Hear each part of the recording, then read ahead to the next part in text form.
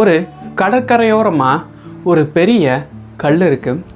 அந்த கல் பார்க்குறதுக்குவே ரொம்ப அழகாக வெள்ளை நிறத்தில் இருக்குது. அது பார்க்குற எல்லாத்தையுமே ஈர்க்கிற அளவுக்கு அந்த கல் அழகாக இருக்குது. அப்படி இருக்கும்போது ஒரு முனிவர் ஒருத்தவர் அந்த கடற்கரையோரமாக நடந்து வந்துட்டுருக்காரு. அங்கே வந்தோடனே உட்கார்றதுக்கு ஏதாவது ஒரு இடம் கிடைக்குமான்னு பார்க்குறாரு. அப்போது இந்த வெள்ளைக்கல் தென்படுது.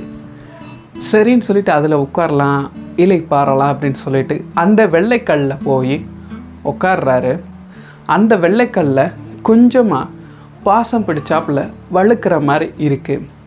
அந்த வெள்ளைக்கல்லில் போய் அவர் உட்காரும்போது அந்த பாசத்தில் அவரை கீழே வழுக்கி விட்டுறது.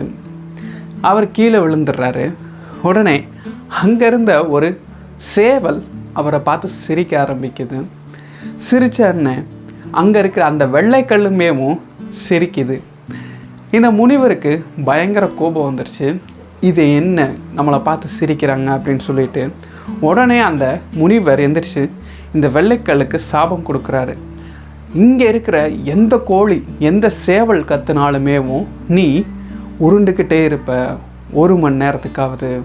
ஒரு சேவல் கத்துச்சினாலும் நீ 1 மணி நேரத்துக்கு உருண்டுகிட்டே இருப்ப அப்படின்னு சொல்லி ஒரு சாபம் கொடுத்துட்டு அவர் போயிடுறாரு. மறுநாள் ஆகுது. அங்கே இருக்கிற சேவல்கள்லாம் கத்த ஆரம்பிக்குது. ஒவ்வொரு சேவலும் கத்தி முடிக்க இது உருண்டுக்கிட்டே இருக்குது. இந்த வெள்ளைக்கல் உருளை கொஞ்சம் கொஞ்சமாக தேய்மானம் அடைய ஆரம்பிக்குது. அந்த பக்கம் ஆள் அரமன்றது ரொம்பவே கம்மி. இந்த கல் இப்படியே உருண்டுகிட்டே இருக்குது. ஒவ்வொரு நாளும் ஆகுது. இந்த கல்லுக்கு ஓய்வே கிடையாது. ஏதாவது ஒரு சேவல் கூவிடும், இல்லாட்டி ஏதாவது ஒரு கோழி கத்திடும். உடனே இந்த கல் உருண்டுக்கிட்டே இருக்கும். இப்படி ஆக ஆக அந்த கல் கொஞ்சம் கொஞ்சமாக கரைய ஆரம்பிக்குது. அந்த கல் கொஞ்சம் கொஞ்சமாக சேதாரம் அடைய ஆரம்பிக்குது. அந்த கல் ரொம்ப அழகாக இருந்தது. அந்த கல் இப்போது ரொம்ப ஒரு மாதிரி சொறியாக ஆகி கொஞ்சம் கொஞ்சம் கீறி பார்க்குறதுக்கே ஒரு அவலட்சணமான ஒரு கல்லாக தெரியுது. இப்படி இருக்கும்போது ஒரு 4 நண்பர்கள் அந்த பக்கம் வர்றாங்க.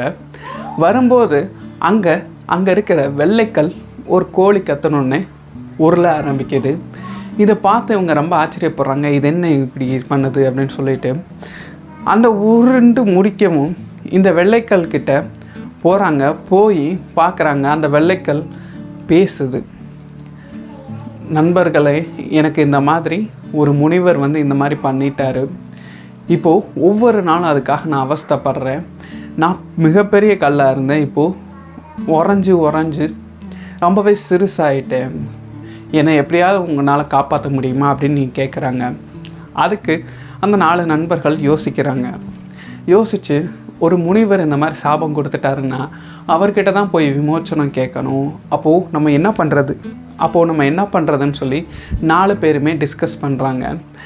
சரி, இனிமேல் அந்த முனிவரை கண்டுபிடிச்சி போய் விமோச்சனம் கேட்குறது கஷ்டம். சரி, வேறு என்ன பண்ணுறது, எல்லாத்துக்கும் ஒரு வழி இருக்கும் அப்படின்னு சொல்லிட்டு இந்த வெள்ளைக்கல்லை என்ன பண்ணலான்னு சொல்லி ரொம்ப தீவிரமாக யோசிக்கிறாங்க. முடிவும் பண்ணிடுறாங்க.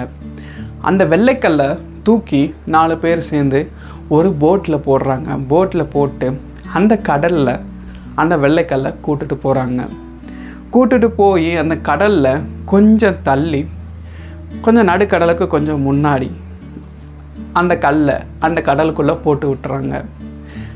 இவங்க திரும்பி வந்துடுறாங்க. அடுத்து இந்த சேவல் கோழி கூவுறது அந்த கல்லுக்கு கேட்கவே இல்லை, கடலுக்குள்ளே தண்ணியில் இருக்கிறனால.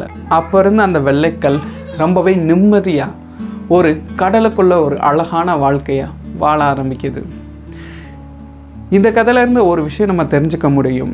எந்த ஒரு பிரச்சனைனாலும், எந்த ஒரு பெரிய பிரச்சனைனாலும் அதை சால்வ் பண்ணுறதுக்கு ஒரு வழி இருக்கும். அந்த வழியும் இல்லாட்டி வேறு ஒரு வழியும் இருக்கும் அப்படின்றத இந்த கதை மூலமாக நம்ம தெரிஞ்சுக்கலாம்.